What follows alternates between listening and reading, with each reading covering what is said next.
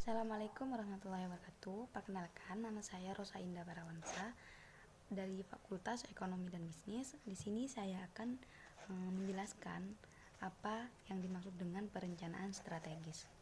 Perencanaan strategis itu sangat diperlukan bagi perusahaan internasional, apalagi perusahaan itu sudah lintas negara. Perencanaan strategis juga sangat diperlukan untuk mencapai tujuan perusahaan. Ketika suatu perusahaan multinasional akan mengembangkan kegiatan bisnis di lingkungan internasional, hal yang paling menarik untuk kita lakukan yaitu bagaimana cara kita untuk melakukan suatu perencanaan, di mana perencanaan strategisnya itu kita dapat berada di tengah-tengah para pesaing tingkat dunia. Adapun definisi dari perencanaan strategis yaitu di mana perencanaan strategis ini suatu penetapan misi dasar dan tujuan jangka panjang perusahaan dan pelaksanaan serangkaian tindakan untuk mencapai misi dan tujuan yang telah ditetapkan. Biasanya perusahaan multinasional itu memiliki berbagai macam strategis yang dijalankan. Antaranya yaitu strategis sosial, strategis fungsi, strategis bisnis, dan strategis perusahaan. Adapun pengertian dari strategis sosial itu bagaimana memerankan diri dalam masyarakat sepanjang proses interaksinya dengan lingkungan sekitar perusahaan.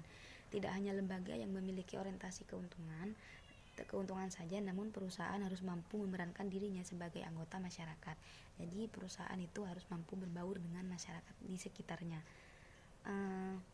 Selanjutnya, strategis itu dapat direncanakan untuk mencapai tujuan. Jadi setiap perusahaan itu pastinya sudah menyusun sesuatu perencanaan yang ingin dicapai oleh perusahaan tersebut. Biasanya terdapat 4 macam strategis fungsi, yaitu strategi keuangan, strategi sumber daya manusia atau SDM, strategi pemasaran, dan strategi operasional atau produksi.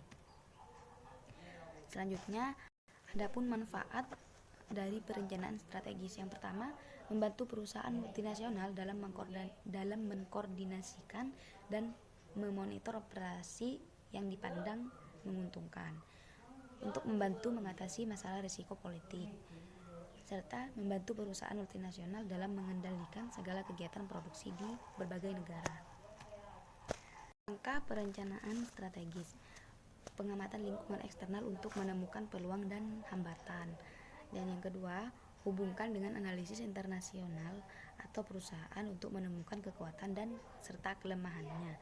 Dan yang ketiga, memformulasi tujuan berdasarkan pengamatan eksternal dan analisis internal. Di slide selanjutnya ada strategi implementasi, di mana strategi implementasi ini mempunyai 3 macam.